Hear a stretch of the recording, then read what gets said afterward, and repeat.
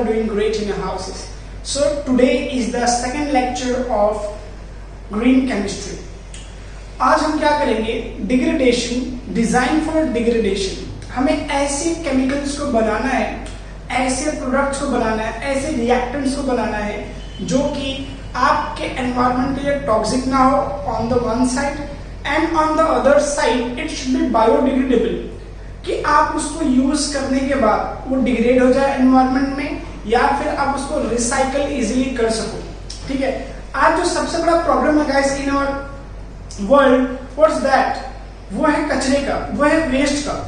Waste management has been the very sincere studies from past few years, कि इतना ज्यादा जो कचरा निकल रहा है. जैसे कि आपको एक फैक्ट बताता हूँ. अमेरिका में टेक्सास एक स्टेट है, राइट? वैसे यूनाइटेड स्टेट्स ऑफ अमेरिका, मतलब बहुत सारे स्टेट्स को मिला करके अमेरिका बनाया गया, बराबर. उसमें से एक टेक्सास स्टेट है. वहां पे बहुत ज्यादा ही सन की हीट आती है, सन की लाइट आती है, सॉरी हीट बोल रहा हूं, लाइट आती है, राइट? उस सन की लाइट को यूज करके उन लोग क्या बनाते हैं? सोलर पैनल्स के यूज करके, सोलर पैनल्स को यूज करके दे जनरेट इलेक्ट्रिसिटी. अब व्हाट हैपेंस गाइस, वो जो इलेक्ट्रिसिटी के लिए यूज होता है सोलर पैनल्स, वो आफ्टर सम टाइम वो कैसा होता है? खराब हो जाता है. तो ऑब्वियस सी बात है, जब खराब होगा तो दे शुड बी डिस्पोजिंग, उसका डिस्पोजल करना पड़ेगा कहीं ना कहीं.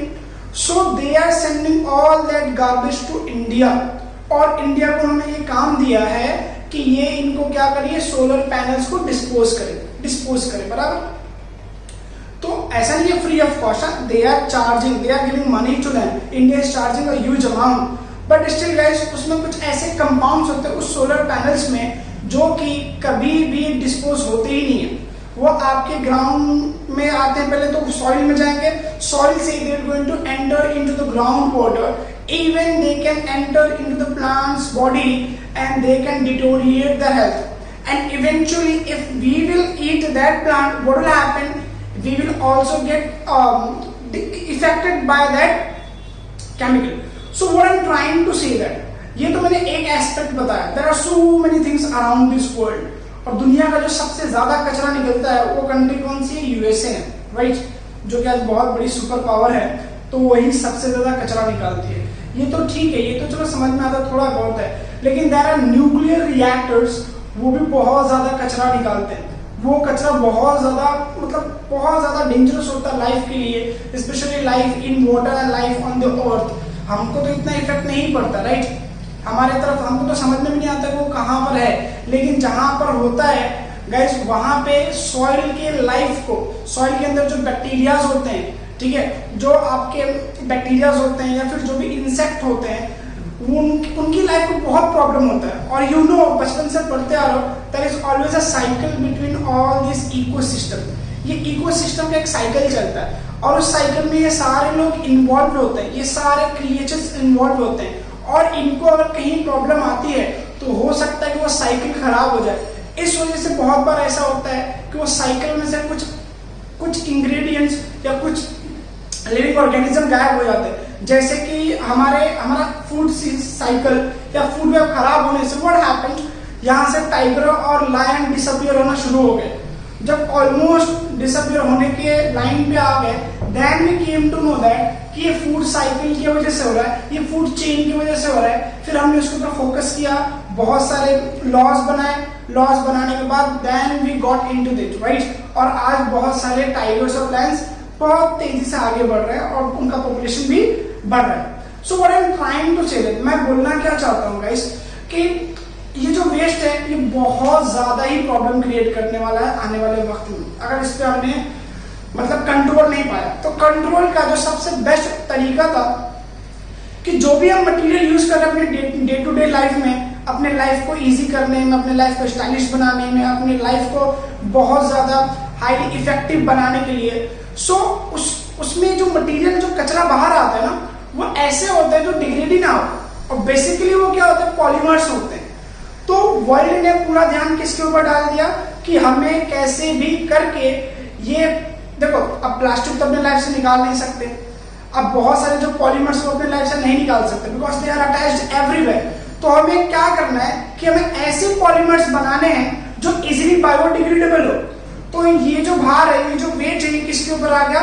On the shoulders of chemistry, and that is nothing but green chemistry. तो ग्रीन केमिस्ट्री ने एक पॉइंट कहा, एक बात कही और एक पूरा स्ट्रक्चर बनाया, and that structure is called as design for degradation. इन्होंने क्या बोला कि जो भी आपका मटेरियल बन रहा है, मेक श्योर वो मटेरियल आपका नॉन टॉक्सिक रिएक्टेंट्स हो या नॉन टॉक्सिक रॉ मटेरियल्स हो, और जो प्रोडक्ट बनेगा एट द अदर हैंड वो प्रोडक्ट भी क्या नॉन टॉक्सिक हो। ये पहली बात। दूसरी बात उन्होंने क्या बोला कि आपके जो प्रोडक्ट है इट शुड बी बायोडिग्रेडेबल। मतलब अगर एनवायरनमेंट में as a form of waste जाता है, ऑब्वियसली जाएगा, कोई भी चीज आफ्टर यूजिंग इट वो चली जाता है, भले से उसका ड्यूरेशन अलग अलग हो सकता है, 10 साल बाद, 15 साल बाद, 10 दिन बाद, 2 दिन बाद, 3 दिन बाद, लेकिन एट अ पर्टिकुलर टाइम वो वेस्ट होना ही है। इवन हम लोग भी तो वेस्ट हो जाता है ना अंडर द सॉइल और उसी तरीके से सबको वेस्ट होना है। तो जब वो वेस्ट के फॉर्म में जाए तो it should be easily biodegradable.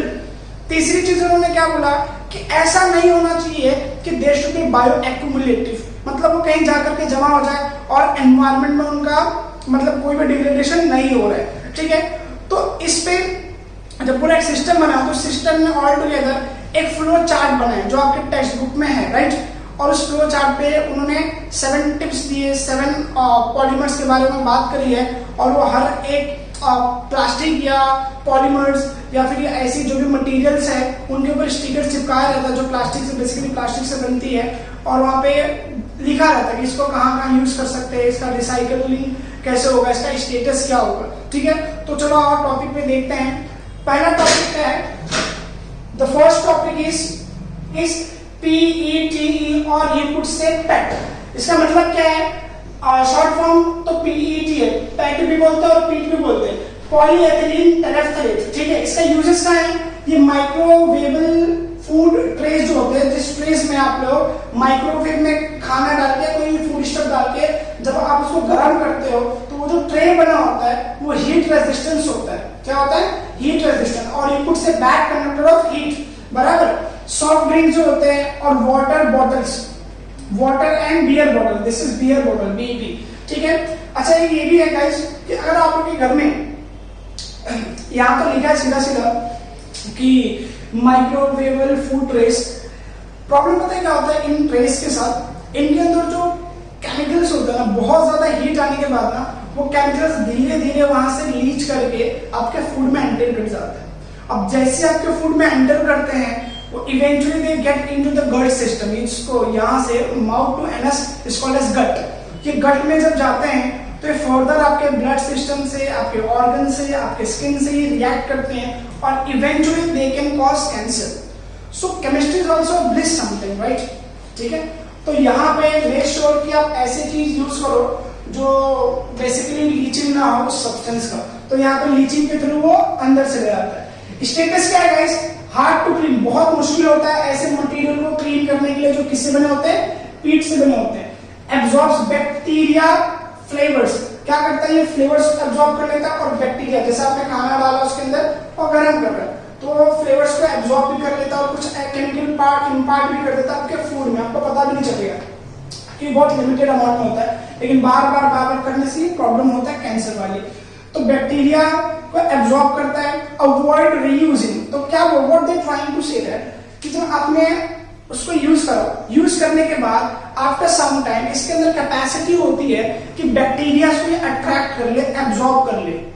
अब जब बैक्टीरिया को अट्रैक्ट करेगा, फिर से आपने बाय चांस यूज किया विदाउट वॉशिंग या बहुत एक्स्ट्रा केयर के बिना आपने यूज किया, तो व्हाट विल हैपन? होगा क्या कि वो bacteria it can enter into your body और बहुत सारे आगे चल के वो डैमेजेस भी कर सकता है। So what they are saying कि इसको अवॉइड करो, रीयूजिंग, बार बार इसको यूज ना करो। रिसाइकल कर सकते हैं क्या? Yes we can recycle. और क्या बना सकते हैं? कारपेट बना सकते हैं, फर्नीचर, न्यू कंटेनर्स, नया कंटेनर्स बना सकते हैं ऐसे वाले। These are containers only, water bottles and beer bottles. Polar fleece, ठंडी में देखो आपने देखा होगा एक पतला सा चादर मिलती है, एकदम पतली रहती है और एकदम सॉफ्ट होती है, उसको हम बोलते हैं पोलार फ्रीज। आप लोग गूगल पे टाइप करके इमेज देख लेना, ठीक है गाइस। चलो नेक्स्ट इज व्हाट? HDP। हमने लास्ट लेक्चर में पढ़ा है HDP के बारे में, that is high density polyethylene. Uses क्या है? House hold cleaner. क्या है कि इसको हाउस होल्ड क्लीनिंग में भी यूज किया जाता है, ठीक है।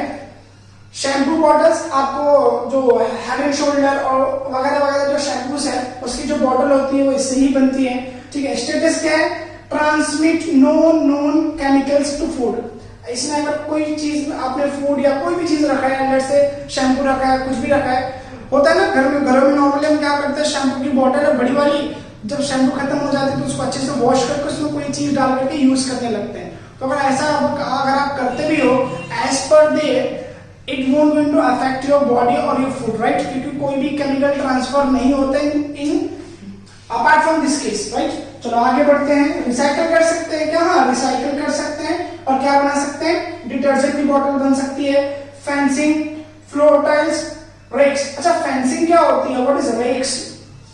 देखो फेंसिंग क्या होती है, आपने देखा होगा कि ग्रीन कलर का वो आपका ये जो होता है ना इलेक्ट्रॉनिक वाला, जो चीजें देता है इलेक्ट्रॉनिक वाला, राइट, नट बोल्ट वगैरह वगैरह जो चीजें देता है, अब उन लोगों के पास अगर जाओगे ना तो एक जाली जैसा रहता है, वो ग्रीन कलर का रहता है, वही फेंसिंग इससे बनती है, याद रखना उस चीज को, ठीक है। आगे हम लोग देखते हैं फ्लोर टाइल्स। आपका जो टाइल्स बनता है वो प्लास्टिक वाला जो रहता है वो यहाँ से बनता है। और आपकी पेंस तो आप लोग समझते होंगे प्लास्टिक का होता है, ठीक है, वो भी इससे ही बनता है, लेकिन रिसाइकिल के बाद। Next is what? पॉलीविनाइल, ठीक है, जिसको सिर्फ विनाइल को बोल सकते हो, पॉलीविनाइल क्लोराइड, ठीक है। कुकिंग ऑयल की जो बॉटल होती है वो इससे बनती है। क्लियर फूड पैकेजिंग, आपने देखा होगा मॉल वगैरह में जो फ्रेश वेजिटेबल्स होते हैं वो एक रैपर में रैप्ड होता है, राइट, तो वो जो रैपर होता है प्लास्टिक का एकदम पतला सा, वो किससे बनता है? वो पीवीसी से बनता है। माउथ वॉश की जो बॉटल होती है एकदम पतली सी होती है, वो भी इससे ही बनती है, वो एकदम क्लियर होती है, ठीक है। Next is what? स्टेटस क्या है? Contains phthalate. क्या कंटेन करता है? थैलेट इज अ कंपाउंड, और ये अगर आपकी बॉडी में जाता है तो डायरेक्टली कहाँ चेंज करता है? हार्मोनल चेंजेस करता है, और हार्मोनल चेंजेस बहुत डेंजरस होते हैं गाइस। जैसे कि फॉर एग्जांपल आपके हार्मोन्स में अलग अलग काम करना होता है, तो लेट्स से अगर हार्मोनल चेंजेस हुआ, एक हार्मोन को काम करना कि आपको ये मुच्छी बनानी, राइट, मेल में, लेकिन वो हार्मोन में कुछ चेंजेस आ गए तो देयर विल बी नो मुच्छी, there will be no moustache, right, तो ये प्रॉब्लम होता है, ठीक है। Next is what? रिसाइकल कर सकते हैं। Yes we can recycle. क्या बना सकते हैं? Cables, mud flap. Mud flap क्या होता है? मडगार्ड सुना होगा, that is called as mud flap. आगे जो होता है सामने वाला मडगार्ड होता है, पीछे वाला मड फ्लैप होता है, right. Next is what? Panelling, panel बनाना, ब्लैंक्स बनाना या बॉर्डर बनाना। रोडवेज गटर, गटर की जो पाइप होती है वो भी इनसे बनती है, ठीक है, वो सीमेंट वाला नहीं है, वो छोटी सी पाइप होती है, इतनी ऐसी बड़ी सी, आपने देखा होगा, मैंने बताया था उसमें, वो ग्रेश कलर की पहले पाइप आती थी, अब नहीं आती है, ठीक है, तो उसमें यूज होता था रोडवेज गटर में PVC. Next is what? LDP, low density polyethylene. किस कहाँ यूज होता है? शॉपिंग में, जैसे ब्रेड लाने गए, अंडा लाने गए, यहाँ पर यूज होता है, ठीक है। कारपेट में भी यूज होता है, पतली वाली जो कारपेट आती है सस्ती वाली, उसमें एलडीपी यूज होता है। क्लोथिंग, फर्नीचर, ठीक है, क्लोथिंग में यूज होता है, फर्नीचर में भी यूज होता है, ठीक है। आगे बढ़ते हैं। स्टेटस क्या है? ऑब्वियसली नो नोन केमिकल, जैसे इस तरीके से एचडीपी था वैसे आपका एलडीपी है। रिसाइकल, से रिसाइकल करके हम एनोडम बना सकते हैं, फ्लोर की टाइल्स बना सकते हैं, जैसे यहाँ पे हम बना रहे थे, okay. What is this? Plastic lumbar. आपके बुक में सिर्फ लंबर लिखा है, बट वो प्लास्टिक लंबर होता है। लंबर क्या होता है? What is lumbar? आपने देखा होगा अगर तो लकड़ी की इतनी बड़ी बड़ी ना ये होती है, शीट होती है, मोटी सी, ऐसी बड़ी सी, लंबी सी, ठीक है, उसको हम लंबार बोलते हैं। उसको कहीं सपोर्ट के लिए या कहीं बैठने के लिए यूज होता है, इतनी मोटी रहती है और एकदम लंबी सी होती है।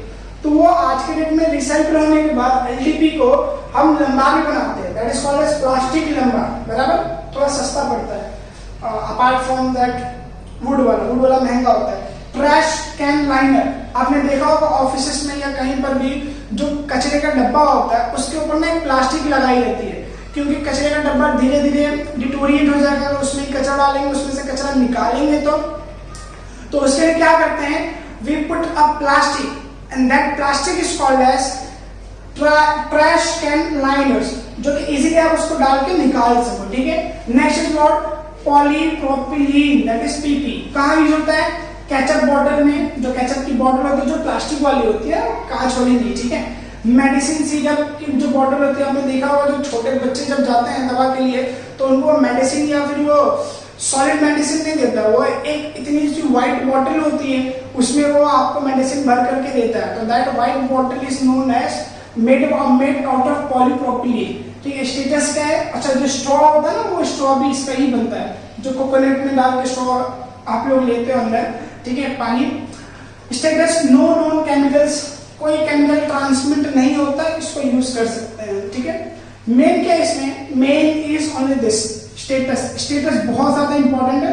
Even recycle is also important. और ये तो ऑब्वियसली बात है, यूज तो आपको पता ही, भाई जब खरीद रहे हो तो आपको पता ही क्या यूज होगा, राइट? मेन क्या है? स्टेटस और रिसाइकल। स्टेटस की आपके लिए हार्मफुल है या नॉन हार्मफुल है, और स्टेटस रिसाइकल क्या है? रिसाइकल कर सकते कि नहीं कर सकते। जब रिसाइकल हो सकता है तो आप क्या करेंगे? उसको संभाल के रखेंगे और भंगार वाले को दे देना। लेकिन यहाँ पे इंडिया में कुछ ऐसा सिस्टम नहीं है, राइट? जिधर मन में उधर यूज करो, फेंक दो।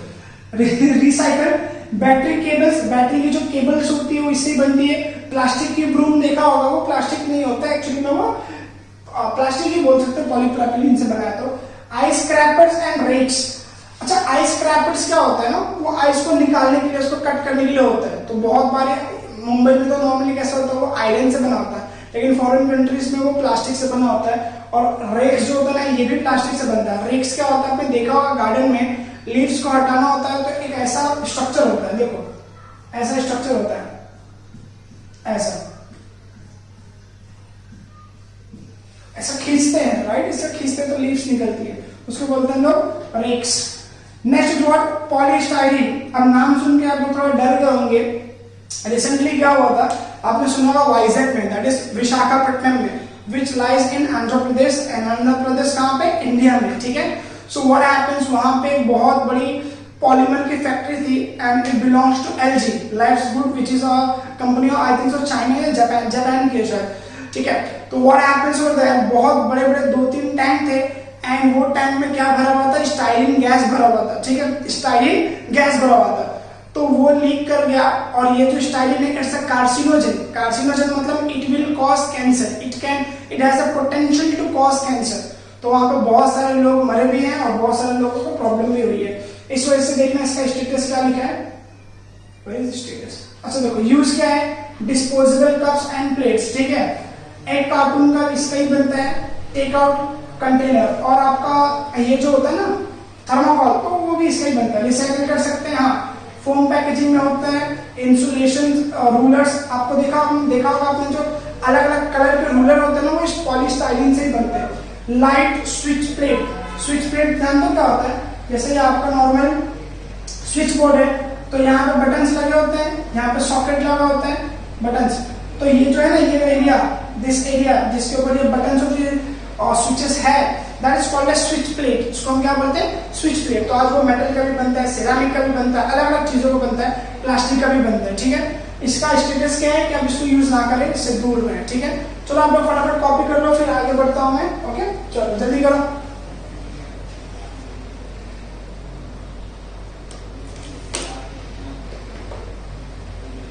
Okay guys, so the last topic is others. Others में क्या आते हैं? अपार्ट फ्रॉम these 6 compounds और these 6 plastics और polymers, जो और दूसरे हैं जैसे नाइलॉन है, PHBB है, और भी दूसरे बहुत सारे जो पॉलीमर्स मैंने तुमको पढ़ाया है, राइट? उनको छोड़ करके, उनको ले करके जो भी है वहां पे थोड़ा बहुत उनके यूजेस दिया, उनके स्टेटस दिया है। ठीक है, let's check it out. Others में क्या क्या दिया है? दे आर सेइंग कि अदर्स में वाटर जेट्स में काम आते हैं, नाइलॉन जैसे है कि वो थ्रेडिंग वगैरह में काम आता है, फूड कंटेनर्स हैं। ठीक है, बहुत सारे जो है वो फूड कंटेनर्स में काम आते हैं। स्टेटस कैसा है कि उनमें कहीं ना कहीं bisphenol A is a compound, bisphenol A is a compound which is related to heart disease. क्या बोल रहे हैं लोग कि ये जो अलग अलग कंपाउंड है, कहीं ना कहीं they create, they release bisphenol A. और ये जो बिस्फेनॉल ए है, if eventually it enters your body, it will going to create a disease related to heart. So what they are saying in a status कि avoid these things. आप इसको जितना avoid कर सकते हो करिए। ठीक है, moving on to next is recycle. Recycle कर सकते हैं? हाँ कर सकते हैं। करना में क्या होगा कि आपको कस्टम मेड प्रोडक्ट, आपके हिसाब से आपको प्रोडक्ट बनाना पड़ेगा। ठीक है, आपकी जो भी रिक्वायरमेंट है उस हिसाब से आप प्रोडक्ट बनाओगे। ठीक है, मूविंग ऑन टू नेक्स्ट क्या है आपका? Real time analysis, pollution prevention. What they are saying कि देखो बहुत बड़ा कोई इंडस्ट्री आपने लगाना है, let's say you are businessman और आपको न्यूक्लियर रिएक्टर या फिर कोई बहुत बड़ी केमिकल फर्टिलाइजर्स की प्लांट लगानी है, तो आप क्या करोगे? लेट्स से केमिकल जैसे अमोनिया आपने प्रोड्यूस करना है। क्या प्रोड्यूस करना है? अमोनिया। तो अमोनिया प्रोड्यूस करने के लिए क्या करेंगे? जो भी आपका प्रोसेस है उस प्रोसेस को पहले आप छोटे लेवल पे, मतलब लेट्स से टेस्ट ट्यूब में उसको परफॉर्म करेंगे।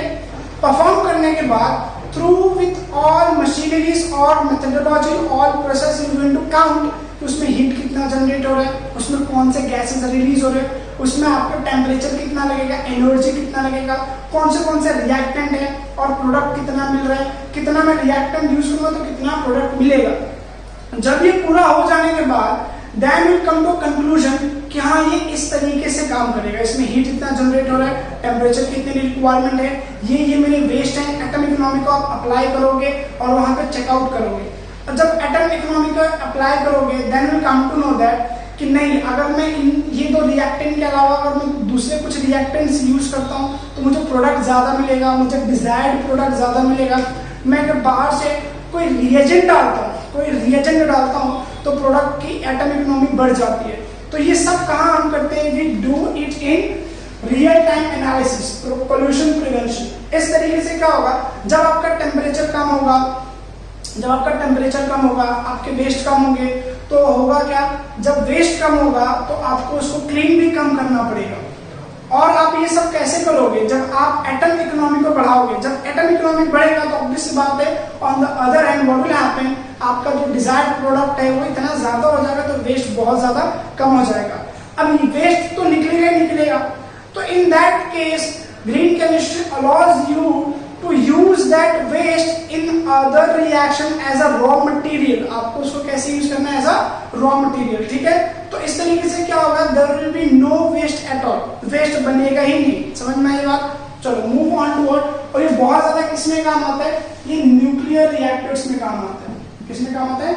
न्यूक्लियर रिएक्टर्स में, जहां पर आपको एनालिसिस करना बहुत जरूरी होता है कोई भी चीज करने से पहले। अगर वहां पे डिजास्टर होगा तो it will be a huge one, और रेडिएशन का बहुत ज्यादा प्रॉब्लम होगा, एमिशन का बहुत ज्यादा प्रॉब्लम होगा, और life of all forms of life will be in danger, right. Next is what? Last one, safer chemistry for accidental prevention. आपको केमिस्ट्री में ये वाले पार्ट में ग्रीन केमिस्ट्री क्या बोलता है कि आपको ऐसे रिएक्टेंट्स यूज करने जो इजी हो और जिनमें बहुत ज्यादा एनर्जी ना लगे उनको रिएक्ट करवाने में, बहुत ज्यादा टेम्परेचर ना लगे उनको रिएक्ट करवाने में, एटमॉस्फेरिक प्रेशर भी नॉर्मल रहे। क्योंकि देखो जब एटमॉस्फेरिक प्रेशर बढ़ेगा तो उसकी वजह से क्या होगा? बहुत ज्यादा आपको एनर्जी इनपुट देना पड़ेगा। तो इन दैट केस जब एनर्जी इनपुट ज्यादा दोगे तो आपके एक्सीडेंट के प्रोन हो जाओगे। आप एक्सीडेंट हो सकता है, एक्सीडेंट होना लाजमी हो जाएगा। तो पहली चीज ये बोलते हैं कि रिएक्टेंट ऐसा वाइजली चूज करो कि बहुत ज्यादा एक्स्ट्रा केयर ना करना पड़े, चाहे वो कोई भी डायमेंशंस के हो।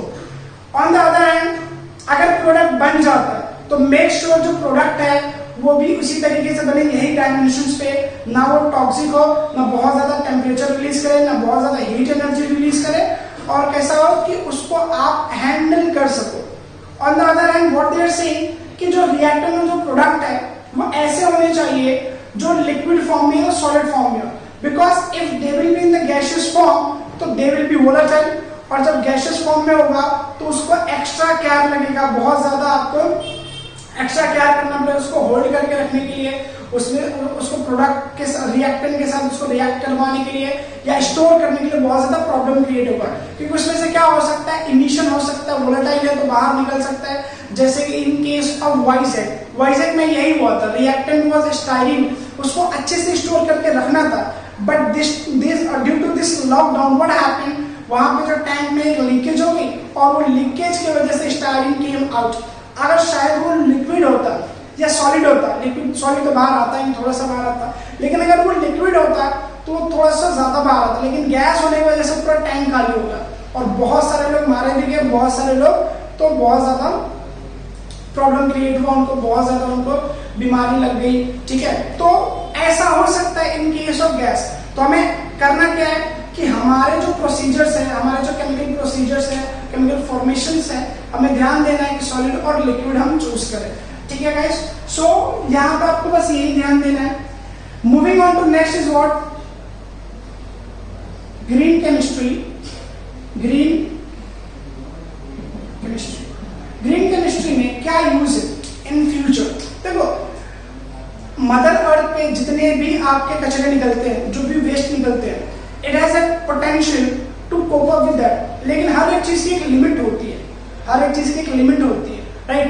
अगर वो लिमिट क्रॉस कर जाता है बहुत ज्यादा, जैसे कि हम लोग कर रहे हैं आज, we are using ample amount of energy, ample amount of natural resources, तो हो क्या सकता है, जब हम लोग इतना ज्यादा यूज कर रहे हैं तो व्हाट विल हैपन, इस वजह से आपको सस्टेनेबल डेवलपमेंट से बहुत दूर होते जा रहे हैं। आने वाले वक्त में कैसे हो सकता है, सोसाइटी आपकी अनसस्टेनेबल हो जाएगा, और जब ये अनसस्टेनेबल होगा तो what will happen, our future generation will going to deprive of things, right?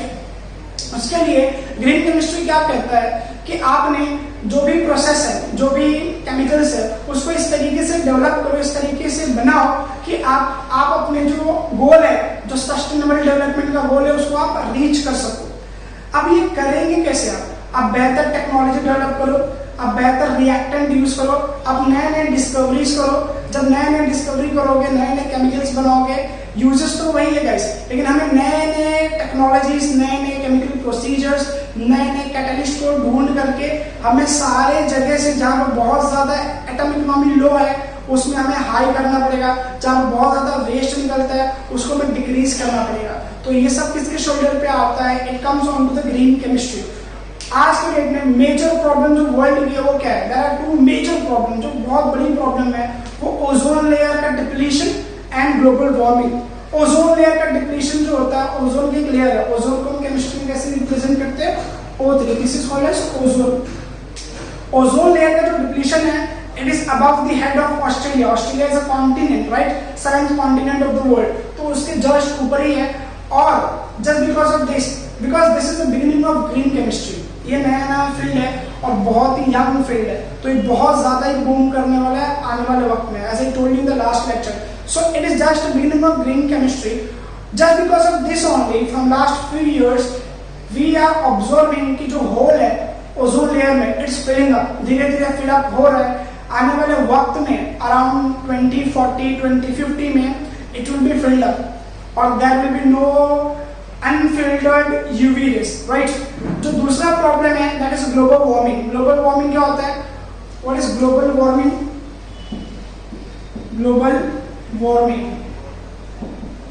देखो ग्लोबल का मतलब कहां से आता है? The word comes from globe. Globe का मतलब क्या होता है? It's a prototype of earth, right?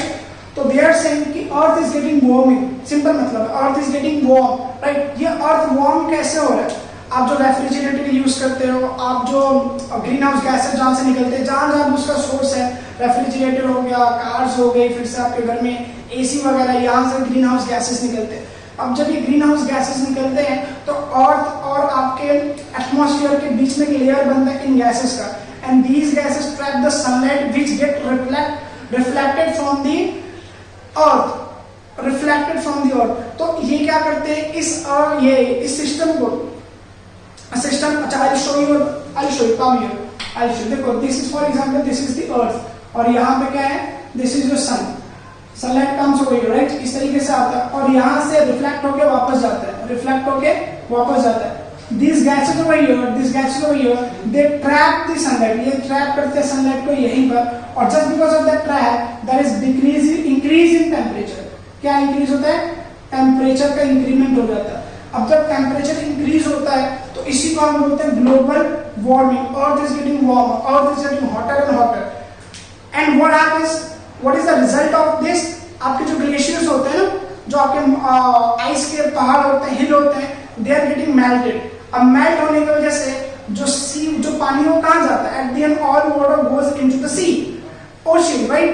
And that ocean and sea, you could say it's rising up, and eventually what will happen, land would submerge in the sea. तो ये दो major problem है। अगर हम लोग आज इसको मतलब बहुत ज्यादा केयर नहीं करेंगे इस चीज का, चाहे वो हम एक लेवल पे हो, चाहे कंट्री के लेवल पे हो, चाहे स्टेट के लेवल पे हो, चाहे वो घर के लेवल पे हो, तो व्हाट कुड हैपन गाइस? हो सकता है कि आने वाले वक्त में we could not save our life on earth. So save life, save earth, ठीक है। और ये सारे प्रिंसिपल फॉलो करो, आप अपने लेवल पे ही फॉलो करो, ठीक है गाइस। आई होप आप लोगों को समझ में आया होगा। जो भी doubt you could ask on Telegram, ठीक है। Next lecture onwards I going to start with nano chemistry. It's amazing. बहुत सारी चीज मैं इंट्रोडक्टरी लेक्चर में ही बताऊंगा कि nano chemistry will be the future. वो वर्ल्ड का क्या है आने वाले वक्त में, these two chemistries, right, green chemistry and nano chemistry. Green chemistry आपके अर्थ से पूरा कचरा साफ कर देगा, और नैनो केमिस्ट्री जो कचरा लाएगा तो है, लाएगा ही, लेकिन वो पूरे वर्ल्ड को चेंज कर देगा, स्पेशली आपके मेडिकल की फील्ड को। ओके गाइस, चलो मिलते हैं नेक्स्ट लेक्चर में, बाय।